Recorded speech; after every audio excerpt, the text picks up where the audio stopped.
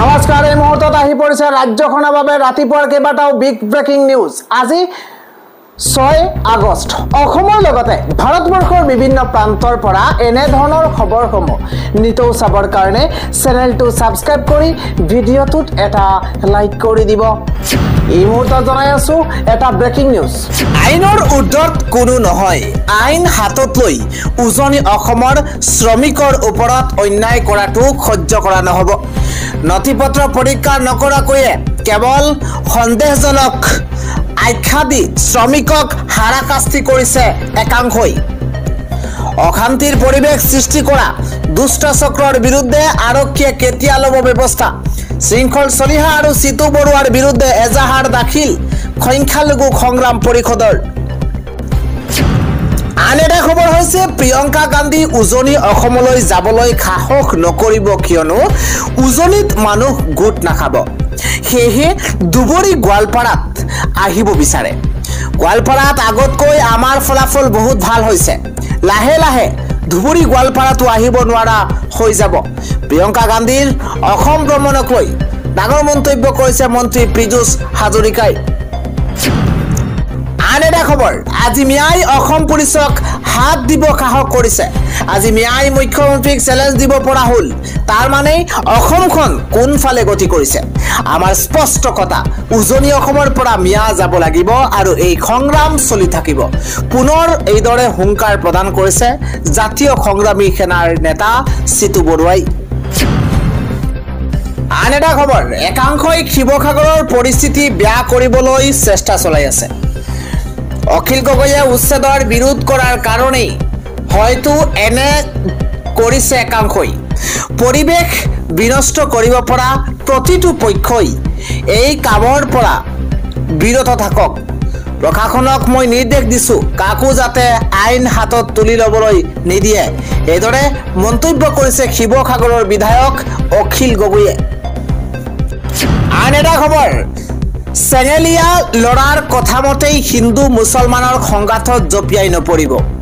এবাৰ পুনৰ অখিল গগৈৰ মন্তব্য। উজনিত মিয়া খেদা আন্দোলনক লৈ অখিল গগৈৰ বিস্ফোৰক মন্তব্য। এই মুহূৰ্তত বিগ ব্ৰেকিং নিউজ। তেওঁ কৈছে চেঙেলীয়া ল'ৰাৰ কথা মতেই হিন্দু মুছলমানৰ সংঘাতত জঁপিয়াই নপৰিব।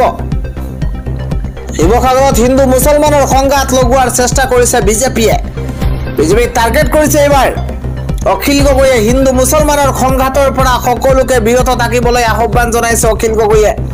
আৰক্ষী প্ৰশাসনকো কঠোৰ নিৰ্দেশ শিৱসাগৰৰ বিধায়ক অখিল গগৈৰ। শিৱসাগৰত কোনো পধ্যেই অস্থিৰ পৰিৱেশ সৃষ্টি কৰিবলৈ দিয়া নহ'ব।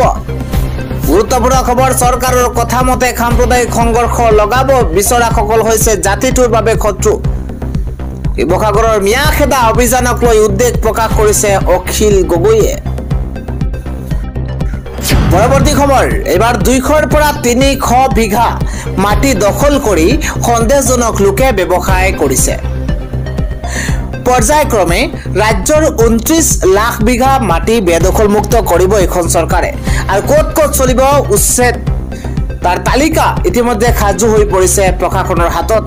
ৰাজ্যত চলি থকা ধাৰাবাহিক উচ্ছেদক লৈ মন্তব্য কৰিছে ৰাজ্যৰ মুখ্যমন্ত্ৰী হিমন্ত বিশ্ব শৰ্মাই। পৰৱৰ্তী খবৰ, এইবাৰ হিমন্ত বিশ্ব শৰ্মাৰ দায়িত্বত থকা গৃহ বিভাগ সম্পূৰ্ণৰূপে বিফল। দুখীয়া নিচলাৰ ওপৰত চলিছে চৰকাৰৰ অন্যায় অত্যাচাৰ। উচ্চতম ন্যায়ালয়ৰ নিৰ্দেশনাৰ পিছতেই খাটি খোৱা লোকৰ মৌলিক অধিকাৰখিনিও কাঢ়ি নিব বিচাৰিছে এইখন চৰকাৰে। প্ৰয়োজনত আমি আদালতৰ দ্বাৰস্থ হ'ম, সংবাদমেল সম্বোধন কৰি এইদৰে মন্তব্য কৰিছে সাংসদ ৰকিবুল হুছেইনে। আন এটা খবৰ, এইগৰাকী লাট মণ্ডললৈ মন কৰক আপুনি। 50,000 টকা ঘোচ লৈ এবাৰ হাতে লোটে ধৰা পৰিছে এইগৰাকী লাট মণ্ডল হীৰেন নাথ। মৰাণ ৰাজচক্ৰৰ বিষয়াৰ কাৰ্যালয়ত এই ঘটনা সংঘটিত হৈছে। এগৰাকী মাকৰ পৰা জীয়েকলৈ মাটি নামজাৰিৰ নামত 50,000 টকা ঘোচ লোৱাৰ পিছতেই এইদৰে হাত দাঙিছে লাট মণ্ডল হীৰেন নাথে। পৰৱৰ্তী খবৰটো হৈছে প্ৰাক্তন ৰাজ্যপাল এইগৰাকী সত্যপাল মালিকৰ দেহাৱসান ঘটিছে।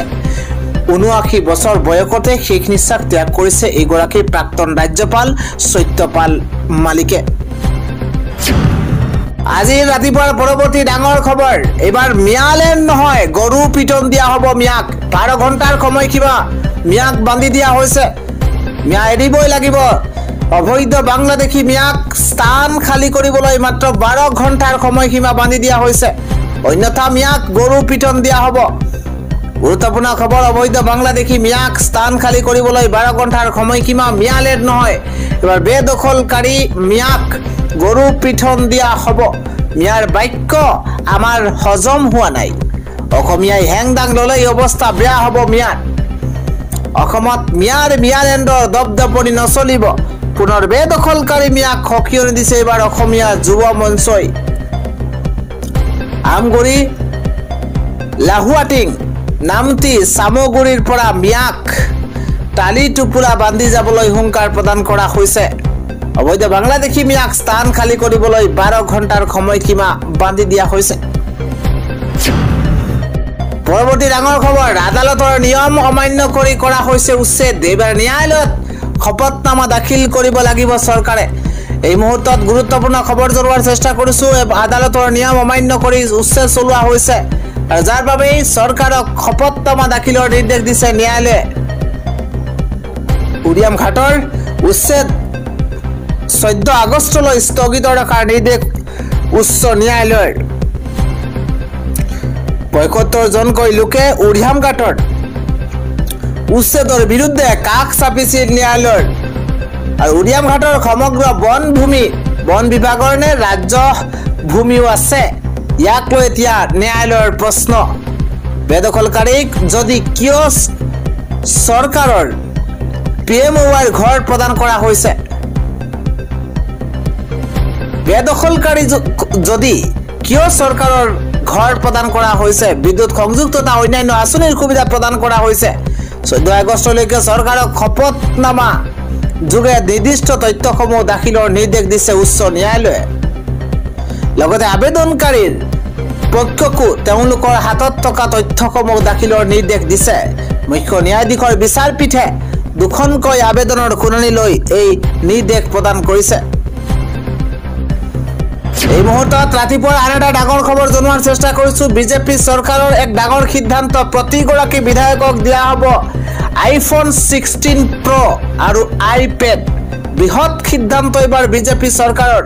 প্ৰতিগৰাকী বিধায়কক দিয়া হ'ব স্মাৰ্টফোন iPhone 16 Pro।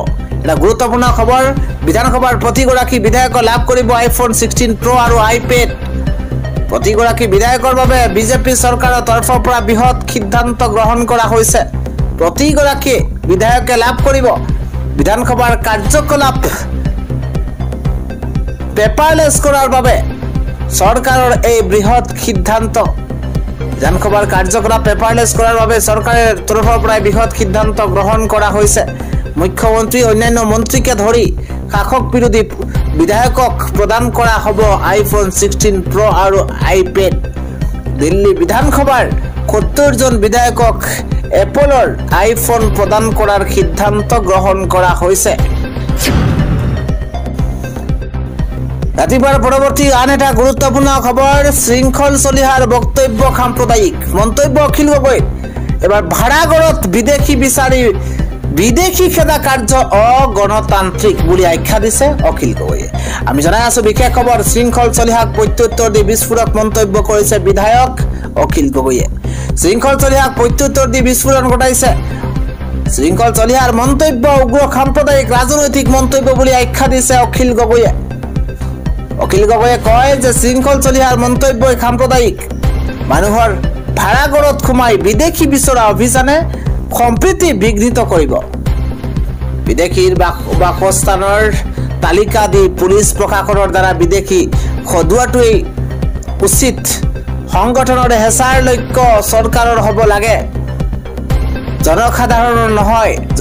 জনতাৰ লগত সংঘৰ্ষ কৰাটো গণতান্ত্ৰিক সংগঠনৰ লক্ষ্য নহয়। গণতান্ত্ৰিক সংগঠনৰ আক্ৰমণৰ লক্ষ্য চৰকাৰ হ'ব লাগে, জনতা নহয়। বীৰ লাচিত খানাৰ সচিব সচিব প্ৰধান ৰণ্টু পানী ফুকনলৈ পত্ৰ লিখি বিস্ফোৰণ এবাৰ বিধায়ক অখিল গগৈ। আজি ৰাতিপুৱাৰ শেষৰটো খবৰ হৈছে বিটিআৰত সকলোৱে হ'ব প্ৰথম শ্ৰেণীৰ নাগৰিক ঘোষণা কৰিছে ৰাজ্যৰ মুখ্যমন্ত্ৰী হিমন্ত বিশ্ব শৰ্মাই। বিটিআৰত সকলোৱে হ'ব প্ৰথম শ্ৰেণীৰ নাগৰিক, খিলঞ্জীয়াক নহয় বাংলাদেশী কাগজ বিচাৰক। বাংলাদেশীৰহে কাগজ বিচাৰিব লাগে, খিলঞ্জীয়াৰ কাগজ বিচাৰি লাভ নাই। সকলো একত্ৰিত হৈ থাকিলেহে জাতিটো ৰক্ষা কৰিব পৰা যাব। হিমন্ত বিশ্ব শৰ্মা, দিলীপ শইকীয়াৰ কাগজ বিচাৰিব নালাগে। জাতি ধৰ্ম বৰ্ণ সকলো একগোট হৈ থাকিব লাগিব। প্ৰকৃততে আমাৰ শত্ৰু কোন সেয়া জানিব লাগে। বিটিআৰত নিৰ্বাচনী ৰণডংকা বজাই বৃহৎ মন্তব্য কৰিছে ৰাজ্যৰ মুখ্যমন্ত্ৰী হিমন্ত বিশ্ব শৰ্মাই।